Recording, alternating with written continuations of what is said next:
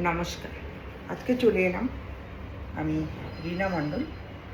আজকে কিছু কথা বলতে চাই আমাদের বাংলার মুখ্যমন্ত্রী শুভেন্দু অধিকারী। ওনাকে জানাই আমার সহস্র প্রণাম, আদর, ভালোবাসা। আপনি শুভেন্দু অধিকারীকে কিছু কথা বলার জন্য আজকে চলে এলাম। দেখুন, আপনি মুখ্যমন্ত্রী হয়েছেন, খুব ভালো লেগেছে, কারণ আপনি লড়েছেন অনেক বাংলার জন্য, আর সেই কারণেই আপনাকে মুখ্যমন্ত্রী বানানো হয়েছে। আপনি বাংলার জন্য প্রচুর খেটেছেন এবং খাটতে পারবেন ভেবে চিন্তায় নরেন্দ্র মোদী আপনাকে মুখ্যমন্ত্রী করেছেন। কিন্তু আমাদের জনতা, দেখুন, আমাদের জনতা কে কী বলে সেটা আপনাকে একটু দেখতে হবে, আর আপনাকে নিজে ভেবে কাজ করতে হবে। যে কাজটা সমাজের জন্য ভালো সেই কাজটাই করার চেষ্টা করবেন, কারণ আপনি যথেষ্ট বোঝেন কোনটা ভালো কোনটা খারাপ। কোনো পার্টির বিরুদ্ধে আমার মনে হয় না যুদ্ধ করাটাই ভালো। আপনি এখন নতুন করে এসছেন, সবাইকে ভালোবেসে কাছে রাখুন, সবার অসুবিধা সুবিধা শুনুন। আর আমাদের বাংলার জনতা আপনাকে নির্বাচন করেছে মুখ্যমন্ত্রী, আপনারা অনেক জয়ী হয়েছেন ভোটে। আর আমার যেটা মনে হয়, যেটা হয়ে গেছে, যেটা আছে সেটাকে নিয়ে আপনি দেখুন। আর আমাদের মানুষ অনেক স্বার্থপর, যার যার স্বার্থ না ফুরলে সে নিন্দে করে, সে যেই পার্টিরই হোক। অতএব মানুষের স্বার্থে কাজ করুন, আর প্রত্যেকের কথা শুনে চলবেন না। আপনি নিজে বিচার করবেন, নিজে দেখবেন চারিদিকে ঘুরে। আমি চাই আমাদের বাংলার মুখ্যমন্ত্রী গ্রামে গঞ্জে সব জায়গায় ঘুরুক, এবং গ্রামে গঞ্জে যে অসুবিধেগুলো আছে তাদের কথা শুনুন এবং তাদের কাজ করে দিন। তাহলে আমার হয়তো 5 বছর কেন, ওই আপনি বলেছেন 100 বছর, 100 বছরই থাকতে পারবেন। কারণ বাংলায় কাজ করতে হবে। আমাদের বাংলা যেগুলো অসুবিধে আছে এখন, সেগুলো আপনাকে দেখতে হবে। শুনছি আগের কেউ করেনি, তা আপনাকে অনেক আশা করে এনেছে করার জন্য বাংলার কাজ, তা করুন। আর এমন কোনো কাজ করবেন না যেটা আপনার মানে যিনি আগে বাংলার মুখ্যমন্ত্রী ছিলেন তার কোনো ক্ষতি করে বা তার কোনো করে।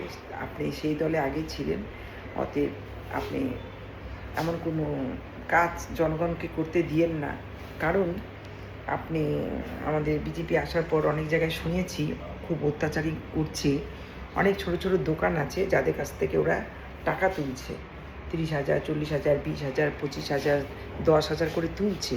তারা বলছে আমাদেরকে, ব্যবসাদার যারা আছে, আমি শিলিগুড়িতে থাকি, সেই বাইপাসে আশিঘরের দিকে অনেক এরকম চাওয়া হচ্ছে দোকানের টাকা, যারা দিতে পারছে না, তাদের চাহিদা মেটাতে পারছে না, তাদের কাছে নেবে না বলে বেশি টাকা দাবি করছে। আর জায়গায় জায়গায় অনেক মারপিট হচ্ছে, সেটা আপনি দেখুন। প্রত্যেক পার্টি এসে যদি এরকম মারপিট করে, ওর বদলা ও নেয়, ওর বদলা ও নেয়, ওর বদলা ও নেয়, তাহলে বদলা কোথায়? বদলা তো হচ্ছে না, বদল হচ্ছে না। একই নিয়মে সিপিএম পার্টি ছিল, সিপিএম পার্টি যাওয়ার পর তারপর গুন্ডাগার্দামি হয়েছে, তারপর তৃণমূল এসছে, আবার তৃণমূল যাওয়ার পর আপনাদের লোকেরা মারপিট করছে, বাড়ি পুড়িয়ে দিচ্ছে, লোককে টেনে মারছে, রাস্তাঘাটে চলতে পারছে না, দোকানপাটে অনেক টাকা চাচ্ছে, যেগুলো টাকা হয়তো ব্যবসাদাররা দিতে পারছে না। এরকম নানা রকম অসুবিধা আমাদের বাংলাতে হয়ে যাচ্ছে একের পর এক। যেই আসছে সেই প্রথমে আগে আমাদের বাংলাতে অত্যাচার করছে, যেই পার্টি জিতুক সেই পার্টি প্রথমে এসে অত্যাচার করছে, মানুষকে মারছে, টেনে হিসড়ে নিয়ে যাচ্ছে, কলার ধরে মারছে। দেখুন, পার্টি হচ্ছে সবার নিজস্ব ব্যাপার, কেউ এক পার্টি হয়ে কথা বলতেই পারে। যখন যে যার পার্টিতে থাকবে তখন সে তার হয়েই কথা বলে, এটাই আমাদের হয়তো পার্টিতে নিয়ম। সেই জন্য তারপর তারা যদি হেরে যায়, তারপরে তাদেরকে পেটানো, মারা, বাড়িঘর ভেঙে দেওয়া, এটা মনে হয় মানায় না। কারণ চেঞ্জ হচ্ছে না, যেটা আছে প্রথম থেকে আমাদের সিপিএম আমল থেকে সেগুলোই হচ্ছে। আপনারা চেঞ্জ করুন এই ব্যাপারগুলোকে, যে চারিদিকে অত্যাচার করা হচ্ছে, বাড়িঘর ভেঙে দেওয়া হচ্ছে, মারা হচ্ছে এবং টাকা পয়সা চাওয়া হচ্ছে, এগুলো আপনারা একটু দেখুন। না হলে তো কিছুই বদল হলো না। আপনারা বলছেন বদলা নয় বদল চাই, এটা আগেও বলেছেন যে বদলা নয় বদল চাই, সেটা আমরা দেখতে চাই পশ্চিমবঙ্গের লোক বা বাংলার লোক। এটাকে দেখে আমরা পরবর্তী যেটা আবার ভোট আসবে আমরা সেই হিসাবে ভোট দেব জনগণ। আর সেটা আপনি মুখ্যমন্ত্রী হয়ে অনুরোধ করছি এই ব্যাপারগুলো একটু দেখুন। কোথাও যেন মারপিট, লোককে মারধর, বাড়িঘর ভেঙে দেওয়া, দোকান ভেঙে দেওয়া, এটা আমি অনুরোধ করছি, এটাকে বন্ধ করুন। আর এটাকে বন্ধ করলেই হয়তো আপনারা 100 বছর আপনি পার্টিতে থাকতে পারবেন। আর যেই কাজগুলো করবেন বাংলাতে বলেছেন, যে প্রতিশ্রুতিগুলো দিয়েছেন অবশ্যই রাখার চেষ্টা করবেন। তাহলে মনে হয় বাংলার লোক আপনাকে প্রচুর পরিমাণে ভালোবাসবে।